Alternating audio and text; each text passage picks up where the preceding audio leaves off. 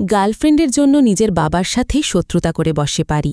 সে এতটাই ভয়ঙ্কর হয়ে ওঠে যে নিজের ভালোবাসাকে বাঁচাতে গিয়ে বাবারই হাত কেটে নেয়।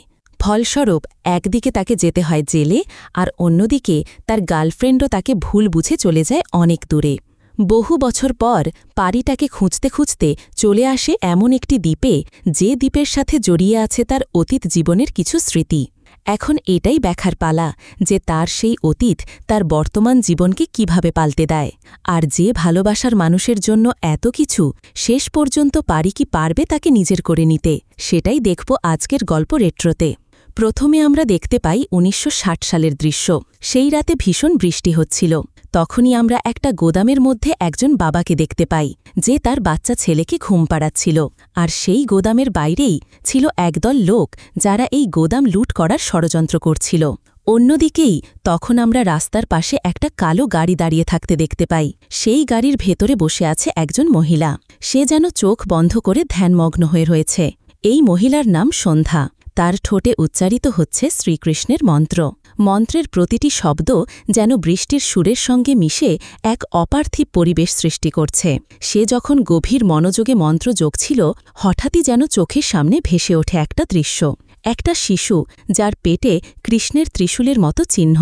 অন্যদিকে আমরা গ্যাংস্টার থিলগান এবং তার দলবলকে একটা গোদামের মতো জায়গায় দেখতে পাই, যেখানে তাদেরই এক কর্মচারীর মৃতদেহ পড়ে রয়েছে, আর একটা সেই লোক যে তার বাচ্চাকে ঘুম পাড়াচ্ছিল। দেখে বোঝাই যাচ্ছে কেউ তাকে মেরে ফেলেনি। হয়তো গতরাতে আসা লোকগুলোই গোদাম লুট করে তাকে মেরে চলে গেছে। তো কিছুক্ষণ পরই সেখানে সন্ধ্যা আসে। তখন সে একটা ছোট্ট বাচ্চাকে কৃষ্ণের মতো সাজে দেখতে পায়। থিলগানের গ্যাংয়ের একজন সদস্য বলে ওঠে, যেটা ওই লোকটারই ছেলে। আজকে ওর জন্মদিন ছিল, তাই ওর বাবা অনেক খুশি ছিল। তাকে একদম কৃষ্ণের মতো সাজিয়ে সব জায়গা থেকে ঘুরিয়ে নিয়ে বেড়াচ্ছিল। সন্ধ্যার তখন ওই বাচ্চাটিকে দেখে মায়া হয়, তাই সে তার কাছে গিয়ে তাকে কোলে তুলে নেয়। তখন গ্যাংস্টার থিলগান ওই বাচ্চাটিকে কোনো এক চার্চের সামনে ফেলে রেখে আসতে বলে, কিন্তু তার স্ত্রী অনেক জোরাজোরি করে, কারণ তাদের কোনো সন্তান ছিল না। সেই বাচ্চাটিকে নিজের সন্তান হিসেবে গ্রহণ করতে চায়। তিলগানও তখন তার স্ত্রীর কথাই রাজি হয়ে যায়, যদিও তার এতে মোটেও কোনো ইচ্ছা ছিল না।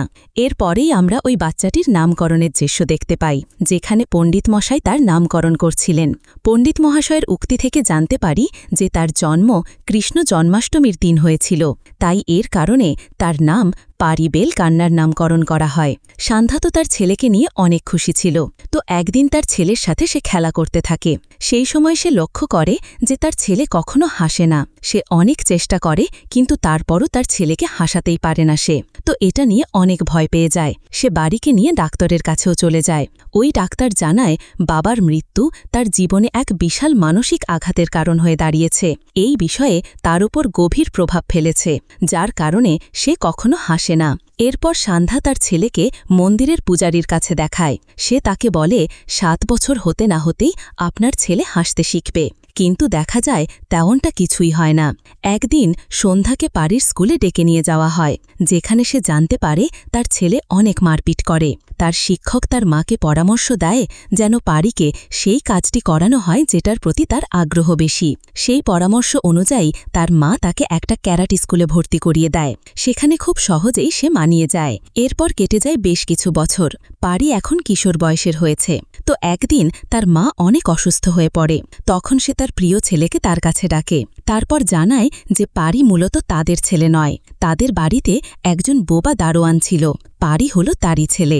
এই কথা শুনে পারি অনেক কষ্ট পায়, আর বলে, এই কারণেই বাবা মা আমাকে পছন্দ করে না, তাই না? সন্ধ্যা তখন বলে, এটা কোনো কথা না, সে একটু ওরকমই, কিন্তু সে তো তোমার বাবা, তাই তুমি তোমার বাবার খেয়াল রেখো। আর সে তাকে এটাও বলে যে সে যেন হাসতে শিখে যায়, কারণ সে হাসলে তাকে অনেক সুন্দর লাগবে। এখান থেকে দৃশ্য পরিবর্তন হয়, আর আমরা দেখি সন্ধ্যা মারা গেছে। তার মৃতদেহের সৎকার যেখানে করা হচ্ছিল, সেখানেই এক পণ্ডিতের সাথে থিলগান কথা বলতে থাকে যে সে পারিকে এখানেই ছেড়ে যেতে চাই। কিন্তু পণ্ডিত তাকে বলে, কোনো কিছুই জীবনে অনর্থক হয় না, আর এই ছেলে তার জীবনে আসার পিছনেও নিশ্চয়ই কোনো উদ্দেশ্য রয়েছে। এখন সে যদি তাকে এখানে রেখেও যায়, তাও কালক্রমে সে ঠিকই তার কাছে পৌঁছে যাবে। তাই তার ছেলেকে কোথাও না ফেলে দিয়ে নিজের কাছেই রাখা উচিত। এরপর দেখা যায় পারিতে এক জায়গায় মন খারাপ করে বসেছিল। যেখানে তার মায়ের মৃতদেহের সৎকার হচ্ছিল। তখনই একটা মেয়ে তার পাশে এসে বসে। পারিকে ওই মেয়েটি জানায়, আজ আমার মাও মারা গেছে, কিন্তু জানো, আমার মা মৃত্যুর আগে আমাকে বলে গিয়েছিল যেন আমি তাকে হাসি মুখে বিদায় দেই।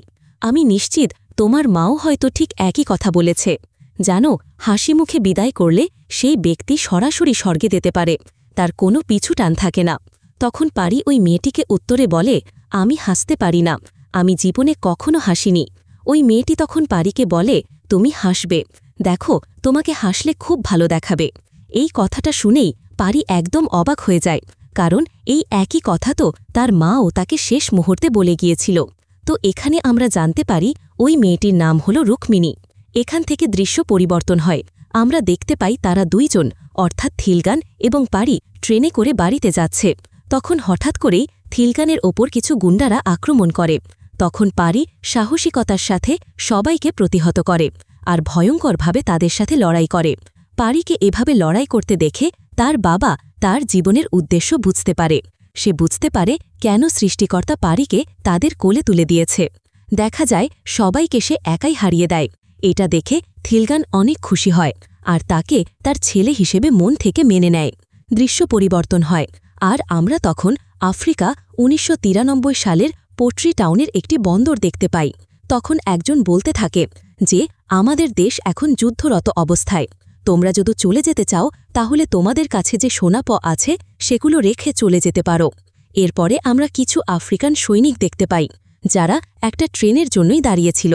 সম্ভবত ওই ট্রেনে করে সোনা আসার কথা। যখন ওই ট্রেনটা ওখানে পৌঁছায় তখন ওই আফ্রিকান সৈন্যগুলো ট্রেনের কন্টেইনার খোলে। প্রথমে তারা ভাবে যে তার মধ্যে হয়তো সোনা রয়েছে, কিন্তু পরবর্তীতে যখন বক্সগুলোর ওপর থেকে চাদর সরানো হয় তখন দেখা যায় তার ভেতর তো শুধু মাছ, আর ওই মাছের একটা বাক্সে তামিল ভাষায় মাছগুলো রান্না করে খাওয়ার কথা লেখা ছিল। এসব দেখে ওই আফ্রিকান সৈন্যগুলো অনেক বেশি রেগে যায়। এখানে তাদের সোনা আসার কথা ছিল, অথচ তার পরিবর্তে চলে এসেছিল মাছ। তারা তো অনেক ক্ষেপে যায়। তখন ব্যাকগ্রাউন্ডে আমরা কেরালার একটি মন্দির থেকে গয়না চুরির সংবাদ শুনতে পাই। সেখান থেকে দৃশ্য চলে যায় থিলগানের কাছে। আমরা দেখতে পাই সে বেশ সেজেগুজে রয়েছে। তখন পিছন থেকে তার দ্বিতীয় স্ত্রী আসে আর তাদের কথোপকথন থেকে আমরা জানতে পারি যে আজ বাড়ির বিয়ে হতে চলেছে। এটা নিয়ে থিলগান অনেক খুশি, কিন্তু তার দ্বিতীয় স্ত্রী অতটা খুশি না। তার মতে সে হলো এক অনাথ ছেলে, তার জন্য এত খুশি হওয়ার দরকার নেই। সেই সময় থিলগান তার উপর রেগে যায় আর বলে আর কোনোদিন যেন সে এরকম কথা না বলতে শুনে, তাহলে থিলগানের চেয়ে খারাপ আর কেউ হবে না। থিলগান এটাও বলে যে পারি আমার বড় সন্তান, আমার হাতের সব থেকে বড় শক্তি। এরপর আমরা পারিকে দেখতে পাই। সে আগের থেকে এখন আরও বেশি শক্তিশালী, ভয়ঙ্কর, সাহসী এবং নির্ভয় হয়ে উঠেছে। তার নাম শুনলে সকল গুন্ডারা ভয় পায়। তো এরপর দেখা যায় সে ওই এলাকায় থাকা তার সমস্ত শত্রু এবং বন্ধুদেরকে এক জায়গায় করে। তাদের জানায় বিয়ের পর সে তার বাবার জন্য আর কোনো কাজ করবে না, তার বউকে নিয়ে দূরে কোথাও চলে যাবে আর শান্তিতে বসবাস করবে। এখন তারা কেউ যেন সেই শান্তি ভঙ্গ না করে, তাহলে তার থেকে খারাপ আর কেউ হবে না। তার যাওয়ার পর যেন কেউ তার বাবাকেও ডিস্টার্ব না করে। এরকম অনেক কথা বলে সে সেখান থেকে চলে যেতে দেয়। তখনই পেছন থেকে একজন বলে ওঠে, পারির মতো একজন বাঘকেও একটা বিড়াল বানিয়ে ফেলল। তো আমরা কি সেই মেয়ের নাম জানতে পারি যার সাথে আপনি বিয়ে করছেন? সেখানে থাকা সবাই তার স্ত্রীর নাম জানার ইচ্ছা প্রকাশ করে। আমরা তখন তার স্ত্রীর নাম জানতে পারি। সে আর কেউ নয়, সেই রুক্মিণী যার সাথে তার মায়ের মৃতদেহ সৎকারের দিন দেখা হয়েছিল। এরপরই ফ্ল্যাশব্যাকের দৃশ্যে আমাদেরকে রুক্মিণীকে দেখানো হয়। আমরা জানতে পারি সে একজন ভেটেরিনারি ডাক্তার। সেখানে একজন বাচ্চা একটা কুকুর নিয়ে আসে তার চেকআপের জন্য, আর বাচ্চাটা বলে তার কুকুরকে তার ভাই ভয় দিয়েছে, যার কারণে সে একটু অসুস্থ হয়ে পড়েছে। তখন রুক্মিণী তার ভাইকে ভেতরে ডাকে। দেখা যায় তার ভাই তো আর কেউ না, বরং পারি। সে ভেতরে আসলেই রুক্মিণী তাকে কুকুরের দেখাশোনার দায়িত্ব দিয়ে দেয়। তখন তো ওই কুকুরটি তার গায়ে টয়লেট করে ফেলে। এতে করে সে অনেক রেগে যায়। সে তখন ওই কুকুরটা রুক্মিণীর হাতে দিয়ে তার সামনেই নিজের গেঞ্জি খুলে সেটা সেখানে ফেলে রেখে চলে যায়। সেই সময় রুক্মিণী তার পেটে থাকা কৃষ্ণের সেই ত্রিশূলের চিহ্নটা দেখে ফেলে। এটা দেখেই তো সে তাকে চিনতে পেরে যায়। তবে পারি তো তাকে চিনতে পারে না, তাই সে সেখান থেকে রাগ দেখিয়ে চলে যেতে থাকে। তখনই রুক্মিণী তার পেছন পেছনে আসে আর বলে ওঠে, তুমি এখন পর্যন্ত হাসতে শেখনি, তুমি হাসলে তোমাকে অনেক সুন্দর দেখাবে। এই কথা বলার সাথে সাথেই তো পারি অবাক হয়ে পেছনে তাকায়। সেও তখন রুক্মিণীকে চিনতে পারে। এখান থেকে দৃশ্য চলে যায় অতীতে, যেখানে আমরা দেখতে পাই যে সেদিন যখন রুক্মিণীর মা মারা গিয়েছিল সেদিন তার বাবা নেশায় বোধ হয়ে সেখানেই পড়েছিল, তাই তখন তার মায়ের মুখাগ্নি এই পারি দিয়েছিল। আর এরপরই রুক্মিণী তার কাছে এসে কথা বলতে শুরু করে। তখন থেকেই তাদের পরিচয়। বর্তমানে পারি বলতে থাকে দীর্ঘ 14 বছর ধরে তারা একে অপরের সাথে দেখা করার জন্য অপেক্ষা করছিল।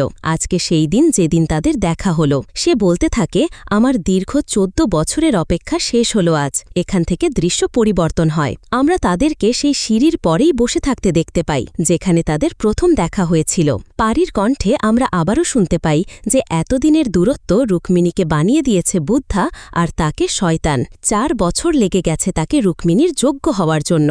পারি তখন রুক্মিণীর কাছে প্রতিজ্ঞা করে যে সে সব ধরনের খারাপ কাজ ছেড়ে দিবে। রুক্মিণীকে তখন সে বিয়ের জন্য প্রপোজ করে। এতে রুক্মিণীও বেশ খুশি হয়ে যায় আর সাথে সাথে রাজি হয়। দৃশ্য চলে আসে বর্তমানে, অর্থাৎ পারির বিয়ের অনুষ্ঠানে। দেখা যায় তাদের বিয়ে খুব সুন্দরভাবেই হচ্ছিল। কিছুক্ষণ পরই পারির বাবা তার গ্যাংয়ের সদস্যদের সাথে বিয়েতে উপস্থিত হয়। তারা সবাই তো অনেক খুশি ছিল এই বিয়ে উপলক্ষে। বর এবং কনে থিলাগানের কাছ থেকে আশীর্বাদ নেয়। তখন বর অর্থাৎ পারি তার বাবাকে বলে কেন সে এই গুন্ডাগুলোকে এই বিয়েতে নিয়ে এসেছে। তখন তার বাবা বলে এদের সাথেই তুমি বড় হয়েছ, এদের অধিকার সবার আগে। এরপর সবাই নাচ গান করে আনন্দ করতে শুরু করে আর তার বিয়ের আনন্দে সবাই মেতে ওঠে।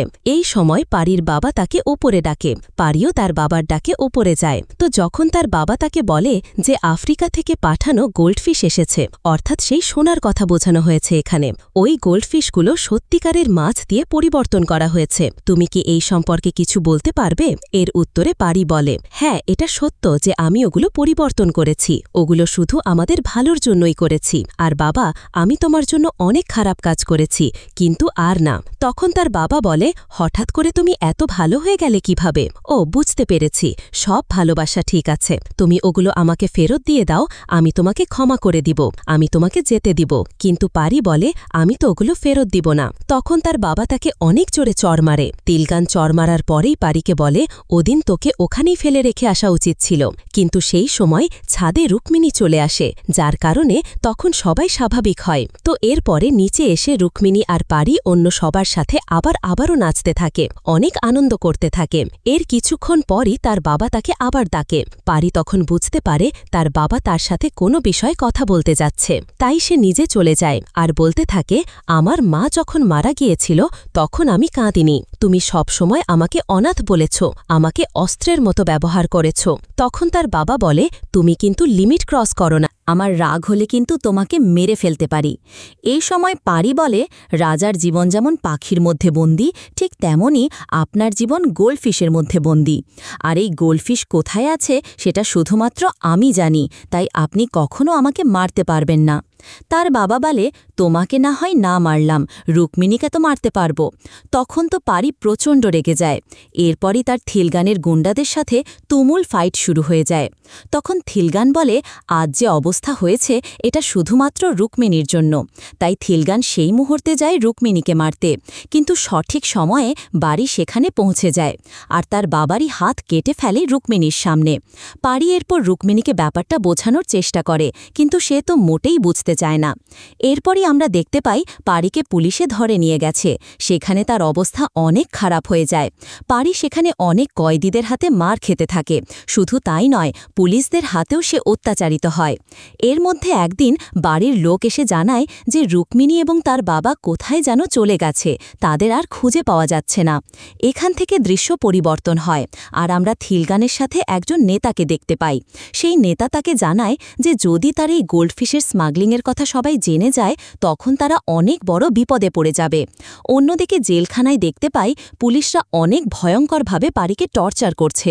ওই পুলিশগুলো তার কাছে জিজ্ঞেস করছে যে গোল্ডফিশগুলো কোথায়, সেগুলো পারি কোথায় রেখেছে, কিন্তু পারি তার কোনো উত্তরই দেয় না। এর মধ্যেই তারা রুক্মিণীর ছবি দেখতে পায় তার কাছে আর তাকে নিয়ে খারাপ মন্তব্য করতে থাকে। তখনই পারি অনেক রেগে যায় আর পুলিশকে ধরেই মারতে শুরু করে। তারপর সে নিজের মাথায় বন্দুক ঠেকায় আর জেলখানার সব পুলিশদের ভয় দিতে শুরু করে, কারণ তার বেঁচে থাকা অনেক বেশি জরুরি ছিল সবার জন্য। এর পাশাপাশি তাকে যেই কয়েদিরা মেরেছিল তাদেরকেও সে মারতে থাকে। ধীরে ধীরে জেলখানায় তার এক আতঙ্ক সৃষ্টি হয়ে যায়। সবাই তো তাকে সম্মান দিতে শুরু করে, সবাই তাকে ভয় পেতেও শুরু করে। অন্যদিকে আমরা ওই নেতা আর থিলাগানকে দেখতে পাই। তারা ওই গোল্ডফিশ বাড়ির কাছ থেকে কিভাবে বের করবে সেই বিষয়ে আলাপ আলোচনা করছিল। তখন ওই নেতা থিলাগানকে একটা বুদ্ধি দেয় যে যদি তারা রুক্মিণীকে খুঁজে বের করতে পারে তাহলে আপনা আপনি গোল্ডফিশের খোঁজ তারা পেয়ে যাবে। তখন পারি নিজে এসেই তাদের গোল্ডফিশের খোঁজ দিয়ে যাবে, তাই খামোখাভাবে পারিকে মেরে তারা কোনো লাভ করতে পারবে না। এরপর দেখা যায় থিলাগান সুস্থ হয়ে ওই পুরোহিতের কাছে যায় আর তাকে খুব ভয়াবহভাবে মেরে ফেলে, কারণ ওই পুরোহিতের কথাতেই তো থিলাগান ওদিন পারিকে নিজের সাথে নিয়ে এসেছিল। এরপর সে তার লোকজনদের 10 দিন সময় দেয় আর এই 10 দিনের মধ্যে রুক্মিণীকে তার সামনে এনে দিতে বলে। এরপরই আমরা 5 বছর পরে দৃশ্য দেখতে পাই, যেখানে জানা যায় যে পারি চাইলেই ওই জেলখানা থেকে বের হয়ে আসতে পারত। সে আসলে নিজেই নিজেকে রুক্মিণীকে কষ্ট দেওয়ার জন্য শাস্তি দিচ্ছিল। এছাড়াও সে যে খারাপ কাজ এবং খুন করেছিল তারও প্রায়শ্চিত্ত করছিল। সেখানে আমরা তার বন্ধুদেরও দেখতে পাই যারা এত বছর পর রুক্মিণীকে খুঁজে পায়। তারা জানায় রুক্মিণীকে আন্দামানের ব্ল্যাক আইল্যান্ড শহরে দেখা গেছে। তার বাবা মারা গেছে। এতদিনে এখন সে একটা ভেটেরিনারি হসপিটালে চাকরি করছে। সে এখনও বিয়েও করেনি। এসব জানতে পেয়ে পারি তো অনেক খুশি হয়। তখনই সে জেলখানা থেকে বের হতে চায়। রুক্মিণীর সাথে দেখা করার জন্য সে অনেক বেশি মরিয়া হয়ে ওঠে। তখনই সে এসপিকে জানায় যে সে এখন বের হতে চায়, কারণ অনেক আগে এসপিকে 10 লক্ষ টাকার বিনিময়ে এক ইন্টারন্যাশনাল হিউম্যান ট্রাফিকিং গ্যাং পারিকে ছাড়িয়ে নিতে চেয়েছিল। পারিকে তাদের গ্যাংয়ের মেম্বার বানাতে চেয়েছিল। এই বিষয়টা পারি জানত। এই কারণে সে এসপির কাছে যায় এবং সেই ইন্টারন্যাশনাল গ্যাংয়ের সাথে যুক্ত হওয়ার জন্য রাজি হয়ে যায়। তখন এসপি পারিকে বের করে নিয়ে ওই ইন্টারন্যাশনাল হিউম্যান ট্রাফিকিং গ্যাংয়ের হাতে তুলে দিতে চায়, কিন্তু তখনই পারি সবাইকে মেরে সেখান থেকে পালায়। অন্যদিকে এই বিষয়টা থিলাগান জানতে পারে এবং ওই হিউম্যান ট্রাফিকিং গ্যাংকে খুঁজতে থাকে, কারণ একমাত্র পারি জানত যে গোল্ডফিশ কোথায়। অন্যদিকে আমরা দেখি পারির বন্ধুরা একজন কমেডিয়ানকে ধরে নিয়ে আসে। সে বিভিন্ন জায়গায় কমেডি শো করে থাকে। তার সাথে পারির জেলখানায় দেখা হয়েছিল। তাকে ধরে নিয়ে আসার পেছনে একটা কারণ ছিল। রুক্মিণী যে ব্ল্যাক আইল্যান্ডে থাকত সেখানে অপরিচিত কেউ ঢুকতে পারত না, এমনকি পুলিশও ঢুকতে পারত না। তারা প্ল্যান করেছিল যে ওই কমেডিয়ানকে নিয়ে বাড়ি কমেডিয়ান সেজে সে গ্রামে যাবে। এরপর আমরা ওই নেতাকে দেখতে পাই যে থিলাগানকে এসে ট্রেড দিতে থাকে। যদি সে ওই গোল্ডফিশ খুঁজে না বের করতে পারে তাহলে তাকে 20 বছরে জেল খাটাবে। তখন থিলাগান কিছুটা ভয় পেয়ে যায় আর জোরদারভাবে ওই ইন্টারন্যাশনাল হিউম্যান ট্রাফিকিং গ্যাংকে খুঁজতে থাকে। অনেক কষ্টের পর থিলাগান ওই এসপির মাধ্যমে তাদের খোঁজ পায়। দেখা যায় তারা হাসপাতালে ভর্তি ছিল। তারা থিলাগানকে জানায় ওই পারি তাদের সবাইকে মেরে পালিয়েছে আর এখন সেই ইন্টারন্যাশনাল হিউম্যান ট্রাফিকিং গ্যাংয়ের বস তাকে খুঁজছে, তাকে তারা মেরে ফেলতে চায়। তখন থিলাগান জানায় যে আমি তাকে জীবিত চাই। এরপর থিলাগান ওই এসপিকে মেরে ফেলে, কারণ ওই এসপির কারণেই আজ বাড়ি জেলখানা থেকে বের হতে পেরেছে। এখান থেকে দৃশ্য পরিবর্তন হয় আর আমরা ব্ল্যাক আইল্যান্ডের দৃশ্য দেখতে পাই, যেখানে পারি একজন কমেডিয়ান সেজে সেই আইল্যান্ডে প্রবেশ করে। এরপর সে কমেডি করে সবাইকে হাসাতে থাকে। তার সাথে আরও কয়েকজন এসেছিল। এর কিছুক্ষণ পরই সেখানে এন্ট্রি হয় রুক্মিণীর। এত বছর পর পারিকে দেখে রুক্মিণী এক দৃষ্টিতে তার দিকে তাকিয়ে থাকে। এতদিন পর একে অপরকে দেখে তারা স্তম্ভিত হয়ে যায়। কিছু সময় একে অপরের দিকেই তাকিয়ে থাকে। তারপরে রুক্মিণী সেখান থেকে চলে যায়। তখনই তার পিছু পিছু পারিও যায় আর তার সাথে দেখা করে। তখন সে রুক্মিণীকে জানায় যে আমি এখন ভালো হয়ে গিয়েছি, আর কোনো অন্যায় কাজ করি না। এছাড়া এছাড়াও পারি রুক্মিণীকে তার ভালো হওয়ার সার্টিফিকেটও দেখায়, কিন্তু রুক্মিণী তার ওপর বিশ্বাস করে না। সে বলে, এটাও তোমার একটা মিথ্যা। পারি তখন তাকে অনেক বোঝানোর চেষ্টা করে, কিন্তু সে ব্যর্থ হয়। তাই তাকে নিরাশ হয়ে ওই দিন চলে যেতে হয়। এরপর আমরা দেখতে পাই যে রুক্মিণী একটা আহত হরিণের চিকিৎসা করছিল। সে ওই হরিণটিকে বাঁচানোর অনেক চেষ্টা করে, কিন্তু হরিণটি মারা যায়। রুক্মিণী তখন দেখতে পায় ওই হরিণটিকে গুলি করে মারা হয়েছে। তখন তো সেই বিষয়টি পুলিশকেও জানায় যে ওই হরিণটিকে কেউ গুলি করে মেরেছে। তখন জুনিয়র হান্টার নামে একজন ব্যক্তি সেখানে আসে। সেই আইল্যান্ডের একজন প্রভাবশালী ব্যক্তি ছিল। সে সবার সামনে এসে বলে যে আমি ওই হরিণটিকে গুলি করে মেরেছি। এছাড়াও সে ওখানে রুক্মিণীর সাথে খারাপ আচরণ করতে থাকে। এই ব্যাপারটা তো পারিও দেখতে পায়। এসব দেখে সে তো খুবই রেগে যায়। সে আর নিজের রাগ কন্ট্রোল করতে না পেরে সেখানে থাকা একটা দরজাই ভেঙে ফেলে। এতে করে দেখা যায় যে একটা মন্দিরের দরজা খুলে যায়, যেটা বহু বছর ধরে আটকানো ছিল। সেই মুহূর্তে সবাই থমকে দাঁড়ায়, হাত জোর করে মন্দিরের সামনে প্রার্থনা করতে শুরু করে। বিষয়টা দেখে পারি কিছুটা অবাক হয়। এরপরই জুনিয়র হান্টার পারিকে পরের দিন তারা আস্তানায় আসতে বলে। সেই কথা অনুযায়ী পারি পরের দিনই তারা আস্তানায় পৌঁছায় এবং তাদের সবাইকে খুব মারে। যাওয়ার সময় সে বলে যায় যে পরের দিন রুক্মিণীকে সাথে করে নিয়ে আসবে, তারা যেন তার কাছে ক্ষমা চায়। এরপরই পারি সেখান থেকে রুক্মিণীর কাছে পৌঁছায়। সেখানে তাদের ভেতর কিছু কথোপকথন হয়। পারি জানায়, আমি সত্যিই ভালো হয়ে গিয়েছি, তার প্রমাণ আমি তোমাকে কালকে দিব। বিশ্বাস করো, তুমি কালকে বুঝতে পারবে যে আমি সত্যিই ভালো হয়ে গিয়েছি। এ কথা বলেই সে সেখান থেকে চলে যায়। দৃশ্য এখানে পরিবর্তন হয়, আর আমরা জুনিয়র হান্টারকে দেখতে পাই। সেই ইন্টারন্যাশনাল হিউম্যান ট্রাফিকিং গ্যাংয়ের সাথেই বসেছিল। তারা মার খেয়ে ওই গ্যাংয়ের সবাইকে ডেকেছিল পারি সম্পর্কে জানানোর জন্য। তখনই আমরা জানতে পারি যে এই আইল্যান্ডটা মূলত এই গ্যাংয়েরই। সেই মুহূর্তে কথা অনুযায়ী পারি রুক্মিণীকে সেখানে নিয়ে আসে। তখন এই গ্যাংয়ের সবাই পারিকে চিনে ফেলে, কারণ ওই দিন পারি এদের সবাইকে মেরেছিল। সেই মুহূর্তে তারা থিলাগানকে কল দেয় আর জানায় যে পারি ব্ল্যাক আইল্যান্ডে রয়েছে। বর্তমানে সে আরও জানায় যে তার সাথে রুক্মিণী নামে একটা মেয়েও আছে। এই কথা শুনে থিলাগান তো অনেক খুশি হয়ে যায়, কারণ এতদিন ধরে তো তাদেরই সে খুঁজছিল। তখনই থিলাগান তাদের সবাইকে সাবধান করে দেয় আর জানায় তারা যেন কোনো পদক্ষেপ না নেয়, তাহলে পারি সতর্ক হয়ে যাবে আর সেখান থেকে সরে যাবে। তাকে খুঁজে খুঁজে পাওয়া তখন আরও বেশি কষ্টকর হয়ে যাবে। তারা আসলে সব কিছু সেই গোল্ড ফিশের খোঁজ পাওয়ার জন্যই করছিল। তো এরপর থিলাগান আরও বলে যে আমি সেখানে আসছি, তোমরা একটু অপেক্ষা করো। যা করার আমি সেখানে এসে করব, তোমাদের কাউকে কিচ্ছু করতে হবে না। এরপর থিলাগান তাদের পারির গলার আওয়াজ শোনাতে বলে, কারণ সে অনেক দিন ধরে ছেলের গলার আওয়াজ শোনেনি। মূলত সে শিওর হতে চাচ্ছিল যেটা আসলেই পারি তো নাকি অন্য কেউ। এরপরে আমরা জুনিয়র হান্টারের আস্তানায় পারিকে রুক্মিণীর সাথে ঢুকতে দেখতে পাই। তারা পারিকে দেখে অনেক ভয় পেয়ে যায় আর রুক্মিণীর পা ধরে ক্ষমা চাইতে থাকে। তখন সেই সমস্ত কথা থিলাগান ফোনে শুনছিল। তাদের এই সমস্ত কথা শুনে সে নিশ্চিত হয় যে সত্যি পারি এবং রুক্মিণী সেখানেই রয়েছে। তো তারপরে রুক্মিণীকে নিয়ে বাড়ি সেখান থেকে চলে যায়। পরবর্তীতে ওই গ্যাং মেম্বার থিলাগানকে ফোন করে আর জিজ্ঞেস করে, এরাই কি তারা যাদের আপনি খুঁজছেন? থিলাগান বলে, হ্যাঁ, এরাই তারা যাদের আমি এতদিন ধরে খুঁজছিলাম। তাদের সাথে কথা বলা শেষ করে থিলাগান ওই নেতাকে সেই মুহূর্তে কল করে আর তাকে জানায়, অবশেষে বাড়িকে আমরা খুঁজে পেয়েছি। এইবার গোল্ড ফিশের খবর আমরা খুব সহজেই পেয়ে যাব, কারণ বাড়ির সাথে তার দুর্বলতা রুক্মিণীও রয়েছে। দৃশ্য পরিবর্তন হয়। সেখানে আমরা একটা প্রতিযোগিতার দৃশ্য দেখতে পাই।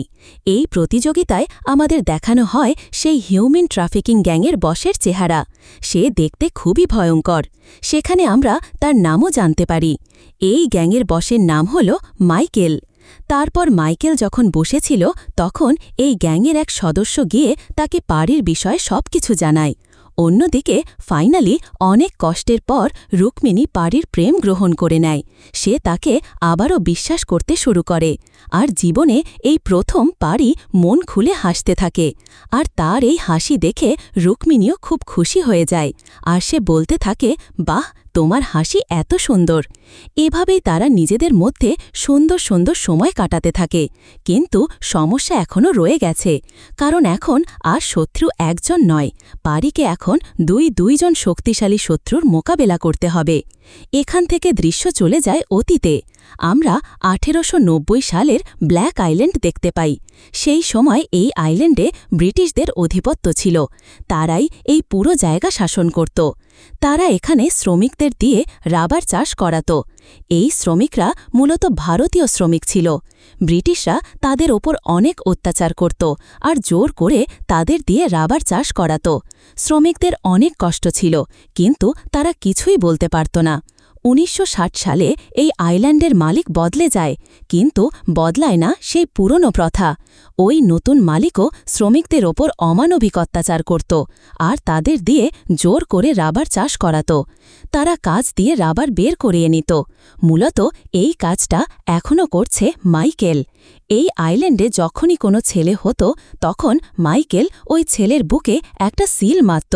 অর্থাৎ যখনই ওই ছেলেদের বয়স 12 হতো, তখনই ওই গ্যাংয়ের মেম্বাররা তাদের জিম্মি করে নিত আর সেই বাচ্চাদের দিয়ে রাবার চাষ করাত।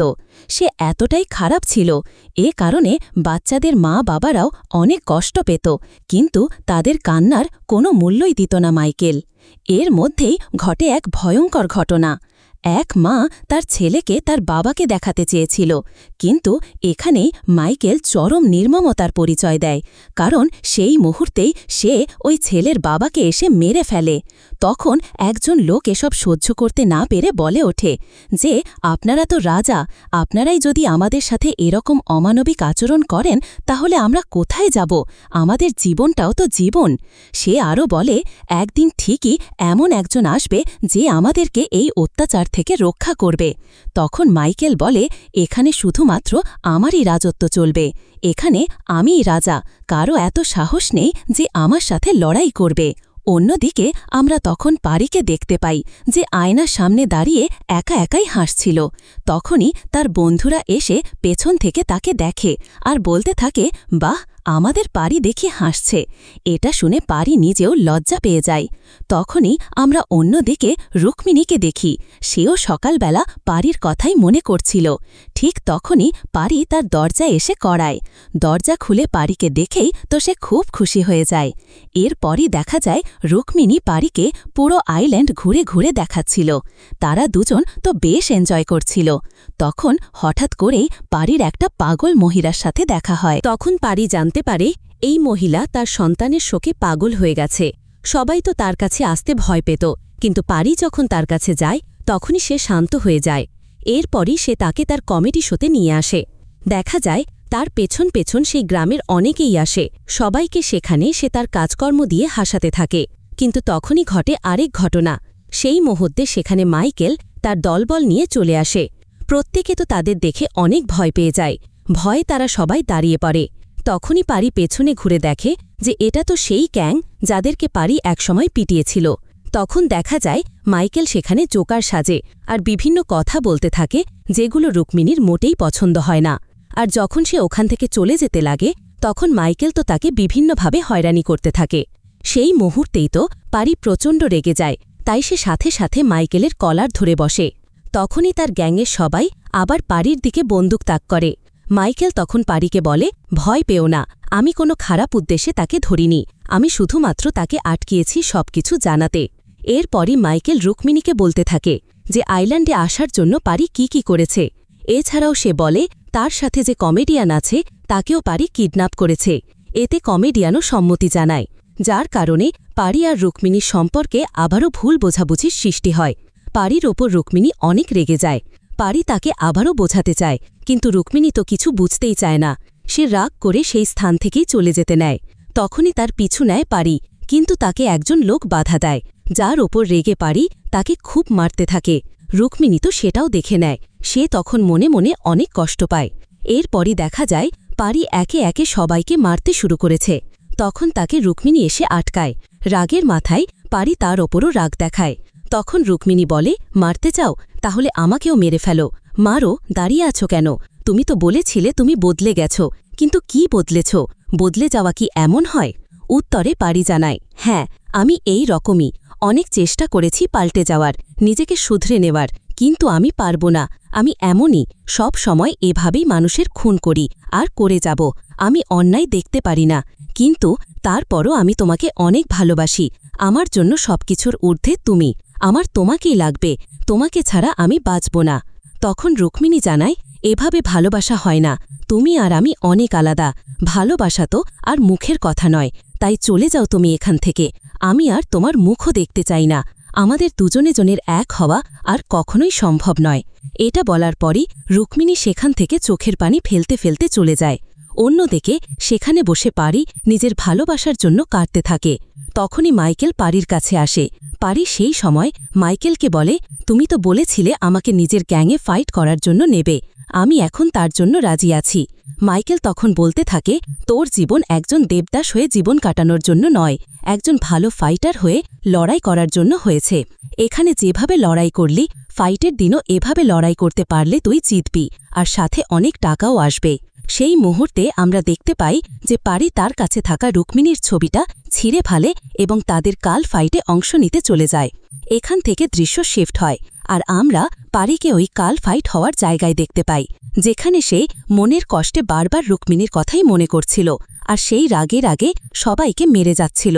ওপর থেকে তো মাইকেল এগুলো দেখে অনেক মজা পেতে থাকে। তখনই সেখানে উপস্থিত সবাই পারিকে দানব, রাক্ষস এমন অনেক কিছু বলে সম্বোধন করতে থাকে, কারণ সে খুব ভয়াবহভাবে সবাইকে মারছিল। অবশেষে দেখা যায় পারি ওই লড়াইটা জিতেই যায়। লড়াইয়ের নিয়ম অনুযায়ী যারা হেরে গেছে তাদের মধ্যে থেকে পারিকে একজনকে মারতে হবে। মাইকেল তো পারিকে এমনটা করতে বলে। তখন গ্যালারিতে থাকা সকল ইংরেজরা কিল কিল বলে চিৎচিৎ করতে থাকে, কিন্তু সেই সময় অবাক করে দিয়ে পারি বলে, আমি কাউকে এভাবে খামোখা জানে মারতে পারবো না। এই কথা শুনে তো তার জায়গায় মাইকেল একজনকে মেরে ফেলে। তখনই গ্যালারিতে থাকা সবাই অনেক বেশি খুশি হয়ে যায়। বুঝুন এদের অবস্থা, কতটা অমানুষ হয়ে গেলে মানুষ এমন ব্যবহার করতে পারে আর কারোর মৃত্যুতে এভাবে খুশি হয়। তো সেখানে যারা হেরে গিয়েছিল তারা তো অনেক কান্না করতে থাকে, কারণ তাদের দলেরই একজনকে মেরে ফেলা হয়েছিল। এটা তাদের জন্য অনেক কষ্টের একটা বিষয়, কিন্তু মাইকেলের যেন কোনো তাতেই কিচ্ছু যায় আসছিল না। তবে পারিকে এই বিষয়টা অনেক বেশি হার্ট করে, সেই সব খুব সহজে নিতে পারছিল না। এই সব কিছু পারির মনকে অনেক গভীরভাবে ভাবতে বাধ্য করে। এর পরের দৃশ্যে দেখা যায় পারি একটা রুমে একাই বসেছিল। তখন সে সেই ফাইটের সবকিছু মনে করতে থাকে, আর এসব ভেবে ভেবে সে অনেক বেশি অস্থির হয়ে যায়। ঠিক তখনই ওই গ্যাংয়ের মেম্বাররা এসে জানায় যে পারিকে মাইকেল ডাকছে। এরপরই পারি রেডি হয়ে চলে আসে মাইকেলের আস্তানায় তার সাথে দেখা করতে, কিন্তু সে তো জানত না মাইকেল তাকে কি কারণে ডাকছে। তখন মাইকেল তাকে জানায় যে তার বাবা তার জন্য অপেক্ষা করছে। সে কি সব গোল্ডফিশ, বড় নেতা, এ কথাগুলো তাকে বলছিল। তার অবশ্য এসব পলিটিক্স নিয়ে কোনো মাথা ব্যথা নেই, তাই সে যেন তার বাবার সাথে গিয়ে কথা বলে আসে। তাছাড়া তারা রুক্মিণীকেও কিডন্যাপ করে নিয়েছে সেই গোল্ডফিশ কোথায় রয়েছে সেটা জানার জন্য। এখন সে যদি গোল্ডফিশের লোকেশন বলে দেয় তাহলেই তারা রুক্মিণীকে ছেড়ে দিবে। এখন সেই ডিসাইড করুক সে কি করবে। মাইকেল তখন তাকে বলে, ঠিক আছে সে যাবে, তবে যাওয়ার আগে সে কি একটু তার কাছ থেকে ড্রিঙ্ক করতে পারে? মাইকেল বলে, হ্যাঁ অবশ্যই। আসলে মাইকেল নিজেও ওই গোল্ডফিশের ধান্ধায় ছিল। বুঝেই মাইকেল কতটা শয়তান, নিজের সুবিধার জন্য পারিকে দিয়ে নিজের টিমে ফাইট করালো, আর এখন সেই গোল্ডফিশের লোভে পড়ে পারির বাবার দলের সাথে হাত মিলিয়েছে। যাক, পারি তখন তাকে কিচ্ছু বলে না, সে চুপচাপ তার ড্রিঙ্ক করতে থাকে। বেশ আয়েশ করে ড্রিঙ্ক করে সে বাইরে আসে। তখন তার সব বন্ধুরা তাকে বলতে থাকে এই দুই দল হাত মিলিয়েছে আর তারা রুক্মিণীকেও কিডন্যাপ করে নিয়ে গেছে। পারি তখন বলে, জানি, আমার এখন মনে হচ্ছে বাবাকেও যোগ শোনানোর সময় হয়ে গেছে। এই বলেই সে থিলা গানের কাছে চলে যায়। সে তো গান বাজিয়ে নাচতে নাচতে তার বাবার সাথে দেখা করে, কিন্তু তখনই দেখা যায় থিলা গান তার নকল হাত দিয়ে এক ঘুষি মেরে দেয়। পারি তো সাথে সাথেই সেখানে পড়ে যায়। তখন পারির সাথে আসা মাইকেলের লোক বলতে থাকে, এটা কি করলেন? এখন যদি মারা যায়, থিলাগান বলে এত সহজেও মরবে না। তো ঠিকই দেখা যায় একটু পরে পারি উঠে বসে আর হাসতে থাকে যে কি সবাইকে চমকে দিলাম, তাই না? তো সেই সময় সে সেখানে রুক্মিণীকে দেখতে পায়। তারা রুক্মিণীকে সেখানেই আটকে রেখেছে। এটা দেখেই তো তার মেজাজ গরম হয়ে যায়। তারপরও সে কিচ্ছু বলে না, চুপচাপ সব সহ্য করতে থাকে।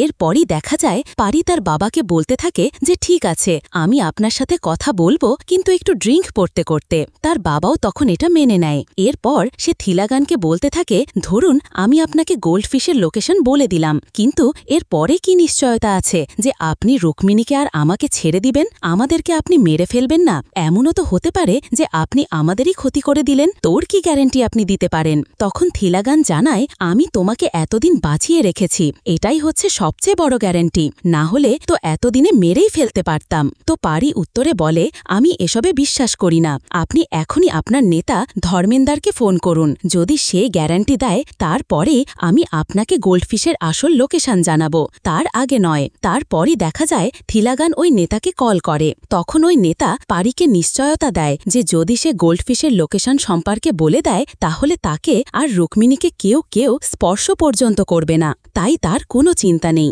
সে শুধু ঠিকানাটা বলুক। অন্যদিকে তখন আমরা দেখতে পাই যে থিলাগানের আরেক ছেলে ভিকিকে কেউ কিডন্যাপ করে নিয়ে যাচ্ছে, অর্থাৎ তার দ্বিতীয় স্ট্রিট ছেলে। এদিকে তো এত কিছুর পরও থিলাগান পারিকে গোল্ডফিশের লোকেশন সম্পর্কে বলতে বলে, কিন্তু পারি তখন তাকে লোকেশন সম্পর্কে না বলে আবুল তাবুল বলতে থাকে। এতে তো থিলাগান অনেক রেগে যায়, আর যখনই তাকে মারতে যাবে তখনই দেখা যায় তার কল আসে। পারি তখন বলতে থাকে, আপনার দ্বিতীয় ছেলে ভিকি ঠিকঠাক আছে তো? ওকে আবার কেউ কিডন্যাপ করে নেয়নি তো? সেই সময় আমরা বুঝতে পারি মূলত পারির লোকেরাই ভিকিকে কিডন্যাপ করেছিল। তো দেখা যায় থিলাগানকে তার দ্বিতীয় স্ত্রী কল করেছে, সে তাকে জানায় যে তাদের সন্তানকে কেউ কিডন্যাপ করেছে। এই কথা শুনে তো থিলাগান আরও রেগে যায়। হঠাৎ করে সেই সময় মাইকেলের গ্যাং থিলাগান এবং তার গ্যাংয়ের উপর বন্দুক চালায়। এর থেকেই আমরা বুঝতে পারি যে মাইকেলের সাথে বহুত আগেই পারি কোনো একটা প্ল্যান করে এখানে এসেছিল। আর এই মাইকেল তো সুবিধাবাদী, যেখানে তার সুবিধা সে সেই পার্টির সাথেই থাকবে। তো পারি তখন থিলাগানকে জানায় যে যদি সে তার ছেলেকে ফেরত পেতে চায় তাহলে যেন সে তার মাথা থেকে গোল্ডফিশের চিন্তা বাদ দিয়ে দেয়। কোনো উপায় না থাকায় থিলাগান তখন তার ছেলেকে বাঁচাতে এই প্রস্তাবে রাজি হয়ে যায়। এরপরই পারি রুক্মিণীর সাথে কথা বলতে চায়, কিন্তু রুক্মিণী তার সাথে কথা না বলেই চলে যায়। এবে করে সে অনেক কষ্ট পায়। পারি তখন অন্য একজনকে মারে, যেটা আবার রুক্মিণী দেখে ফেলে। সে আসলে এটা রাগের চোটে করছিল। রুক্মিণী তো তখন তার সাথে রাগ দেখিয়ে সেখান থেকে চলে যায়। এরপর আবারও দৃশ্য শিফট হয়। আমরা দেখতে পাই মাইকেল এবং পারি পার্টি করছিল। পারির মন খুব খারাপ ছিল, যা দেখে মাইকেল তার জন্য এই পার্টির আয়োজন করেছিল। এখানে পারি প্রচুর পরিমাণে ড্রিঙ্কও করে, সবাই সেখানে অনেক মজা করছিল।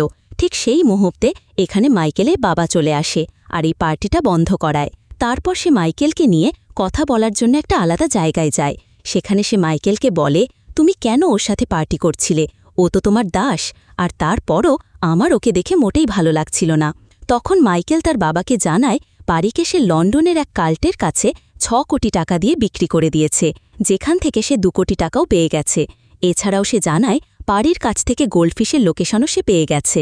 এখান থেকে আমরা জানতে পারি গোল্ডফিশের দাম মূলত 100 কোটি টাকা, যেটার পরিমাণ আসলেই অনেক বেশি। এই কারণে মূলত থিলাগানও ওই গোল্ডফিশ পাগলের মতো খুঁজছিল। অন্যদিকে আমরা পারিকে দেখতে পাই যে ড্রিঙ্ক করে জঙ্গলের দিকে চলে আসে। সেখানেই পারির দেখা হয় কাল্টে, যাদের সাথে তার ফাইট হয়েছিল তাদের সাথে। কিন্তু এরপর সে সমুদ্রের তীরে বসে ড্রিঙ্ক করছিল। তখনই ওই কাল্টের সবাই এসে তাকে অনেক মারে। সেই সময় তাদের থেকে বাঁচতে পারি সমুদ্রে ঝাঁপ দেয়। তখনই তো তারা সবাই পারিকে খুঁজতে থাকে, কিন্তু কেউই খুঁজে পায় না। তবে এর কিছুক্ষণ পরই দেখা যায় পারি ওখানে থাকা একটা নৌকার ওপর উঠে দাঁড়ায়। সেই মুহূর্তে ওই লোকগুলো তার পেটে সেই কৃষ্ণের ত্রিশূলের চিহ্ন দেখতে পায়। সবাই তো এটা দেখেই পারির সামনে মাথা নত করে আর তাকে সম্মান জানাতে থাকে। পারি তো তখন এই দৃশ্য দেখে খুবই অবাক হয়ে যায়। সে তো বুঝতেই পারে না এর কারণ কি। তখন তাদের মধ্যে একজন জানায় বহু বছর আগে তাদের পূর্বপুরুষ অনেক পরিশ্রম করে একটা সোনার ত্রিশূল বানিয়েছিল।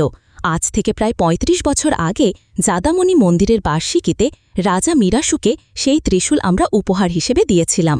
এরপর রাজা মীরা সেই ত্রিশূল নিয়ে জাদামণি মন্দিরে যায়। তখন সেই মন্দিরের পুরোহিত তাকে জানায় এক চন্দ্রহীন রাতে বুকে ত্রিশূলের চিহ্ন নিয়ে জন্ম নিবে এক বালক, আর সেই রাজা মীরাসুর সাম্রাজ্য ধ্বংস করবে, আর সেই বালকের কাছ থেকেই সেই ত্রিশূল গ্রহণ করবে, তার কাছ থেকে নয়, কারণ তার হাত রক্তে রঞ্জিত। এসব শুনে রাজা আমিরাসুর অনেক রেগে যায় আর ওই পুরোহিতকে মারে। সে আরও নির্দেশ দেয় এরপর থেকে চন্দ্রহীন রাত অর্থাৎ অষ্টমীর দিন কোনো ছেলে শিশু জন্ম নিলে তার বুকে চিহ্ন থাকুক বা না থাকুক, রাজা সেই বাচ্চাকে নিজ হাতে মারবে। এরপর থেকে রাজার নির্দেশে চন্দ্রহীন রাতে যে ছেলে শিশুরই জন্ম হতো রাজা তাদের কুমিরের খাবার বানাত। এর পরের 1 বছর ওই চন্দ্রহীন রাতে এক লোকের ঘরে একসাথে 2 ছেলের জন্ম হয়, যেখানে দেখা যায় ওই দুই ছেলের একজনের বুকে সেই ত্রিশূলের চিহ্ন ছিল। ওটা দেখেই সেই বাচ্চার বাবা সেই বাচ্চাকে নিয়ে আইল্যান্ড ছেড়ে পালিয়ে যায়। এতে করে ওই বাচ্চার মা সাথে সাথে পাগল হয়ে যায়। তখন তারা মনে করেছিল যে তাদের হয়তো আর কেউ বাঁচাতে আসবে না। এর মধ্যেই রাজার ছেলে বড় হয়ে যায়, আর সেটা আর কেউ না, মাইকেল। সে ওই আইল্যান্ডের সবার উপর অত্যাচার করতে শুরু করে। এসব কাহিনী থেকে আমরা বুঝতে পারি যে সেদিন পারি যে পাগল মায়ের সাথে দেখা করেছিল সেটা মূলত তারই মা। আর এই কারণে সে ছোটবেলা থেকে কখনো হাসেনি, কারণ ওই গ্রামের প্রত্যেকের জীবনে অনেক দুঃখ ছিল, অনেক কষ্ট ছিল। তারা প্রায় হাসি ভুলে গিয়েছিল। তখন এই সব ভেবে পারি কান্না করতে থাকে। এর মধ্যে সে তার আসল বাবাকেও খুঁজে পায়। যার সাথে সে কাল্টে লড়াই করেছিল সেটা মূলত তার বাবাই ছিল। তখনই পারি সিদ্ধান্ত নেয় যে তাদের সাথে থেকে সে কিভাবে ওই রাজার রাজত্ব শেষ করবে। অন্যদিকে আমরা থিলাগানকে দেখতে পাই, যাকে ওই নেতা অনেক সায়, কারণ সে ওই গোল্ডফিশের ঠিকানা বের করতে পারেনি। পরের দিনই শুরু হয় আবার কাল্টের ফাইট, কিন্তু এইবার পারি তার বাবা এবং তার লোকেদের জন্যই লড়াই করে। এখানে সে একটা বুদ্ধিমানের কাজ করে। সে বলে আগের দিন এদের সাথে সে লড়েছে, তেমন কোনো মজা পায়নি, তাই আজ লড়বে তার টিমের সাথে। এরপরই দেখা যায় পারি সবাইকে মেরে হারিয়ে দেয়। তারপর সে মাইকেলকে বলে, আগের দিন আমি কাউকে মারতে পারিনি, কিন্তু আজ আমি দুইজন দুর্বল মানুষকে মারব। একজন হলো তুই আর অন্যজন হলো তোর বাবা। তখন পারি তার শরীরের ওই ত্রিশূলের চিহ্ন দেখায়, যা দেখে রাজা তো খুব ভয় পেয়ে যায় আর তার উপর হামলা করার অনুমতি দেয়। কিন্তু তারা যখন গুলি চালায় তখন পারির জন্য ওই আইল্যান্ডের সবাই হাতে ঢাল নিয়ে দাঁড়িয়ে পড়ে, যার কারণে একটা গুলিও তার গায়ে লাগে না। অন্যদিকে তারা তীর দিয়ে ওদের প্রতিহত করতে থাকে। যখন বন্দুকের গুলি শেষ হয় তখন শুরু হয় হাতে হাতে লড়াই। পারি শুরু করে মাইকেলের সাথে লড়াই, এবং জীবনে প্রথমবারের মতো সে হাসে। হাসতে হাসতে সে মাইকেলকে মারে, তারপর তাকে সবার সামনে ঝুলিয়ে দেয়। এরপর সে আসে রাজার বাড়িতে। রাজা তো সেখানে ভয়ে লুকিয়েছিল। তখন কোনো পথ আর না দেখতে পেয়ে রাজা ভয়ে নিজেই নিজের প্রাণ নিয়ে নেয়। তখনই সেই ত্রিশূল এবং ব্ল্যাক আইল্যান্ডের সকল জনগণকে নিয়ে তারা তাদের আইল্যান্ডে ফেরত যায়। সেখানে ফিরেই তার মায়ের আশীর্বাদ নেয়। দেখা যায় অনেক দিন পর সবাই সবাইকে ফেরত পেয়েছে। সেখানে এক আলাদা খুশির আমেজ সৃষ্টি হয়, যা দেখে রুক্মিণীও অনেক খুশি হয়। অন্যদিকে থিলাগান মাইকেলের কাছে চলে আসে তার দলবল নিয়ে। তখন মাইকেল তাকে বলে, আমি কিন্তু গোল্ডফিশের লোকেশন জানি, আমাকে যদি মারো তাহলে তোমরা আর কখনো এর সম্পর্কে জানতে পারবে না। এরপরেই আমরা মন্দিরের দৃশ্য দেখতে পাই, যেখানে পারি মন্দিরের আমানত মন্দিরে ফেরত দিয়ে দেয়। তারপর সে জানতে পারে থিলাগান সেখানে তার দলবল নিয়ে হামলা করতে আসছে। তখন তো পারি সবাইকে ভয় পেতে মানা করে। তো যখন থিলাগানের দলবল বন্দুক নিয়ে সেখানে পৌঁছায় তখন তো তারা উল্টো চমকে যায়, কারণ ওই আইল্যান্ডের প্রত্যেকের হাতে তাদের থেকেও আধুনিক অস্ত্র ছিল, যেটা তাদের 1 সেকেন্ডেই মেরে ফেলতে পারে। তো বহুত আগেই আফ্রিকা থেকে এই অস্ত্র আমদানি করেছিল, কারণ সে জানত একদিন এগুলোর প্রয়োজন পড়বে। তো প্রথমে তার মা এই অস্ত্র চালায়। হাসতে হাসতে তার দেখা দেখি। যখন সবাই অস্ত্র চালাতে যায় থিলাগান ও তার দল তখন ভয়ের চোটে তাদের কাছে সারেন্ডার করে। এখান থেকে দৃশ্য পরিবর্তন হয়, আর দেখা যায় অবশেষে পারি আর রুক্মিণীর বিয়ে হচ্ছে। আর সেখানে তার বাবা, থিলাগান, মাইকেল সহ গ্রামের সবাই রয়েছে। তো এরপরেই পারি যখন রুক্মিণীকে মঙ্গলসূত্র পরাতে যাবে তখন সে দেখে তার বাবা তো মুখ বেজার করে বসে আছে। তাই সে বলতে থাকে, সবাই না হাসলে আমি বিয়ে করব না। তাই সে ওই কমেডিয়ানকে বলে সে যেন এবার একটা সত্যিকারের হাসির গল্প বলে। তখনই সে একটা বিরাট বড় কথা রিভিল করে। সে বলে থিলাগানরা গতকাল রাতে যেই রকেট লঞ্চার দেখে ভয় পেয়ে সারেন্ডার করেছিল সেই রকেট লঞ্চারগুলোর মধ্যে একটাই ছিল কার্যকর, আর সবগুলো ছিল একেবারেই খেলনা। এই শুনে তো থিলাগান আর মাইকেল দুজনেই অবাক হয়ে যায়। এরপর সে আরও বলতে থাকে যে তোমরা আসলে সেই অস্ত্র দেখে ভয় পাওনি, তোমরা ভয় পেয়েছ এই গ্রামবাসীদের হাসি দেখে। তার মানে এসব অস্ত্রের চেয়েও বেশি ভয়ঙ্কর মানুষের হাসি।